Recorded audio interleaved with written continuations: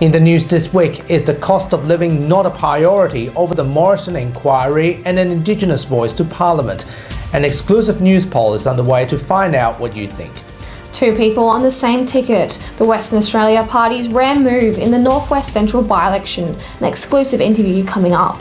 Flaws in WA's hospital system laid bare as Aishwarya's coronial inquest wraps up. A mortgage broker's tips on how to avoid losing your house as cost of living skyrockets. And later, Dr. Andrew Miller's comment. Interesting news on the same weekend that the state will be dropping its emergency powers and thereby removing the position of Mark McGowan as the state daddy who can close the state borders and transitioning some of those powers into normal public health. This is The Evening News with Ivan Loom and Maliva Thorne. Good evening. An exclusive WA news poll is happening right now, comparing the rising cost of living to the Morrison inquiry and an Indigenous voice to Parliament as priorities among viewers. Reporter Luke Derrick joins us now to discuss the results of the poll so far. Luke, the numbers are very interesting indeed.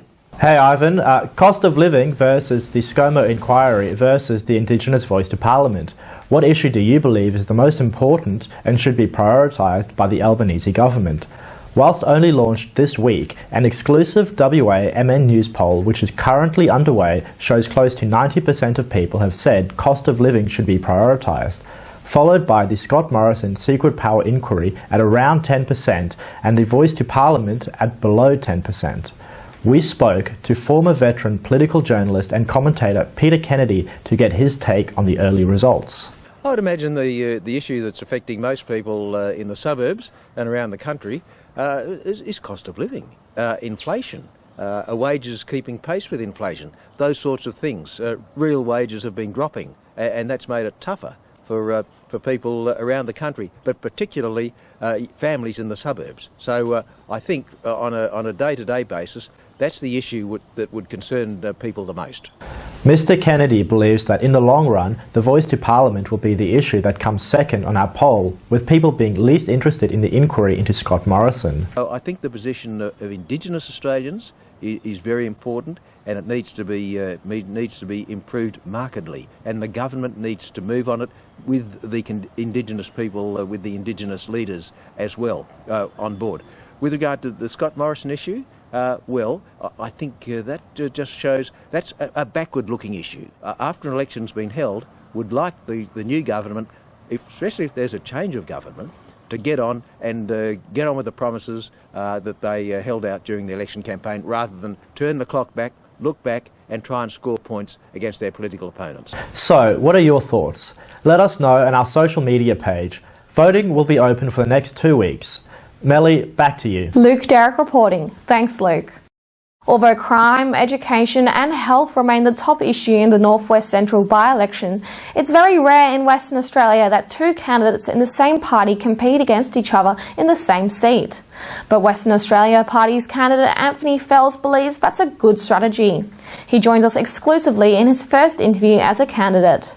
Felsy, thanks for coming on. I understand that you'll be travelling up there soon. What will you be focusing on? Yeah, I'll be travelling up. I'm just waiting for some signs to be finished publication. I've been up there recently and I'll be up there again in the next few days. But look, there's a whole lot of issues and it's a big electorate. There's serious crime issues in some of the towns and that's all related to one or two things, alcohol in particular and drugs. And you get rid of both of those things and you wouldn't have the crime rates that you have up there. It's very serious in a lot of the towns. There's a couple of other towns not so bad, such as Exmouth or Kalbarri, which are more tourist-oriented, beautiful towns.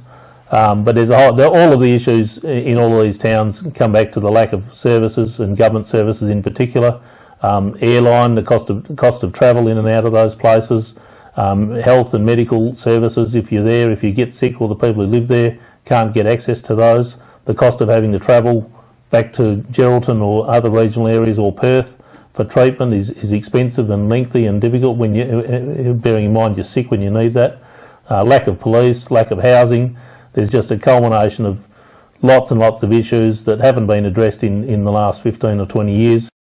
There are so many independent parties focusing on bread and butter issues. So why should people consider you, and what makes you and your party stand out? Well, we've got a bigger membership than most other parties in WA.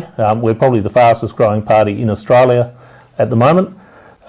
We represent the middle ground. We represent small business and families and people in trying to have a go. People are having to put up with all the crime and law and order issues and the lack of services and trying to raise a family, trying to run a business or live in these areas. So we identify with them. We're getting members already just from this election campaign, from the awareness that we're running 2 candidates in that seat. So it's we want to make sure that we're recognised again as a major party of influence going into the next state election in 2 years' time. You're running 2 candidates in this election. It doesn't sound like a common strategy. So what's the point of doing it?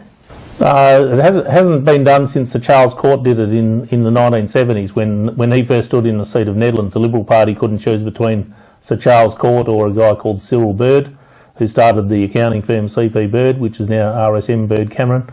So the Liberal Party decided to endorse 2 candidates, and Sir Charles Court won and went on to be a great Premier for Western Australia. So we're giving voters the same opportunity. They can choose between myself or our other candidate, Andrea Randall.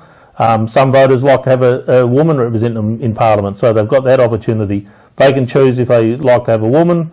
She's a nurse, very well credentialed, former president of the WA Professional Nurses Association, works in those remote and regional communities. Or myself, I've been a former Member of Parliament myself, so I've got the experience in Parliament and can hit the ground running. Finally, what do you expect from the electorate?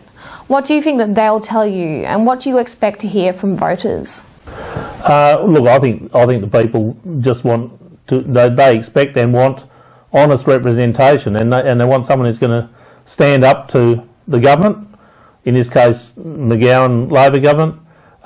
Very popular, got us through COVID for virtually almost 2 years without infecting West Australia with COVID, rightly or wrongly, but the state is in very strong position.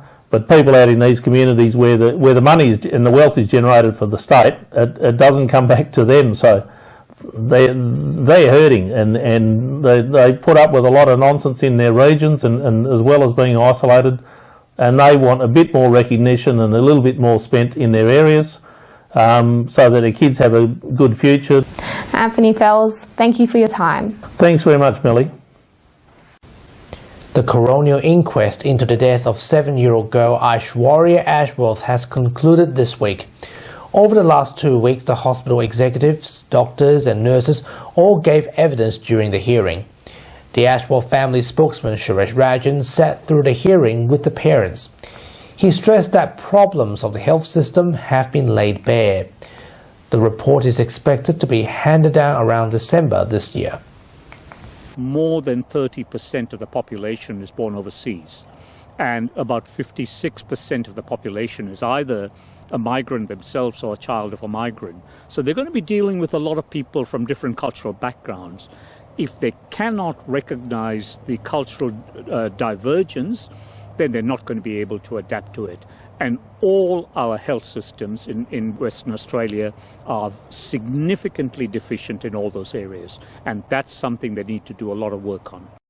A parliamentary inquiry is on the cards in WA to examine the falling level of child development services. The state opposition called for the inquiry earlier in the year, following revelations of wait times of up to 15 months for services and 17,000 children on wait lists. It's been revealed this week that the Legislative Council will support the inquiry. Shadow Early Childhood Learning Minister Donna Faragher says the data shows the system is overwhelmed and failing children. We have children who are waiting more than 16 months to access a paediatrician, 9 months to see a speech pathologist, and they just don't have the time to wait for these services. Demand has obviously increased and the system is overwhelmed. That is not a reflection on the many hard-working specialists and staff working in these government services. It is simply a reflection that the system is overwhelmed. Financial experts are advising home buyers to take action to prevent mortgage stress if they are at risk of losing their home. Mortgage brokers say there are steps homeowners can take if they are in financial hardship, which can include a repayment holiday and budgeting to avoid defaulting on their payments. Consultants at AA Finance Solutions says people should be talking to their bank and lenders first to consider their options. Don't ignore the banks, or if you can't make your repayments, you got to contact the bank and speak to them, not wait for the bank to chase you and not pick up the phone call, because what happens, it affects your credit file. Right. So there's a thing called comprehensive credit reporting, where the bank actually reports on a monthly basis on whether you make your repayments on time or whether you miss your repayments, and that record stays on your file for a couple of years. So whilst you might be in hardship now and things do improve, hopefully down the track, then you can have issues trying to refinance, because that historic bad conduct, it's going to stay with you for 2 years or more. And WA Police are cracking down on off-road motorcycles, targeting their unlawful use. State traffic officers have been gathering intelligence as part of Operation Education and will be conducting search warrants, seizing bikes and bringing offenders before the courts.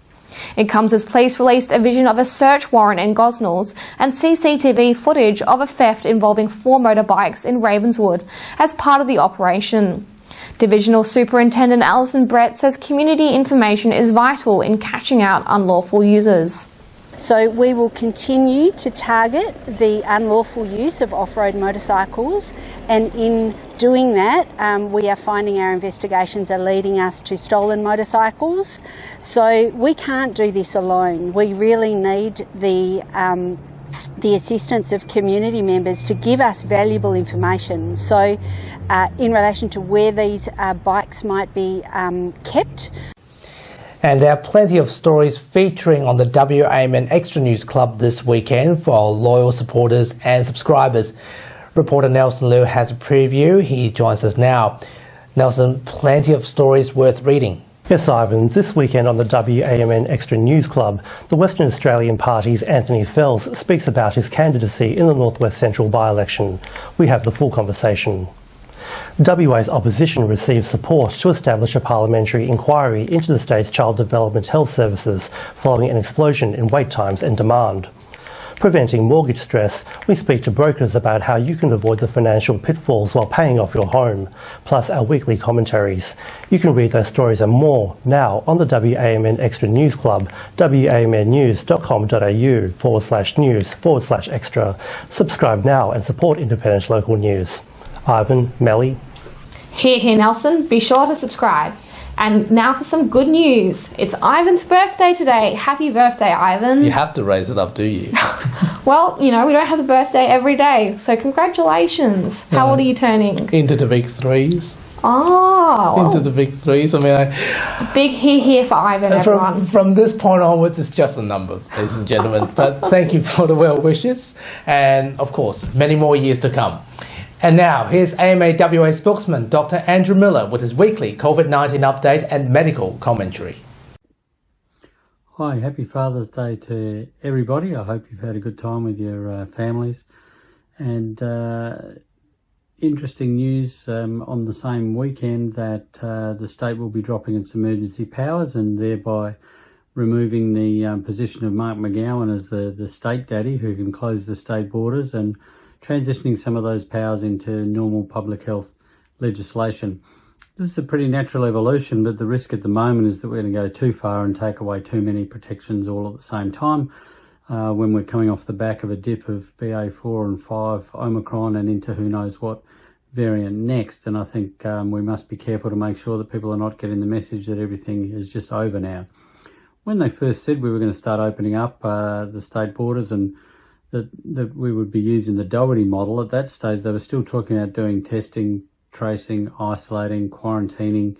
And so this is a lot more than we were told in terms of taking risk. And that's unfortunate for the people who are immunocompromised in our community, which we know makes up about 15 to 20% of the population at any one time.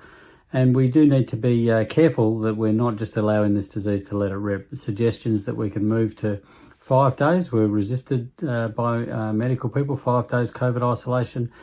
And of course, talk now coming from New South Wales that they want to get rid of COVID isolation altogether and just let the disease go and deal with the deaths as they happen. Well, that's not good enough.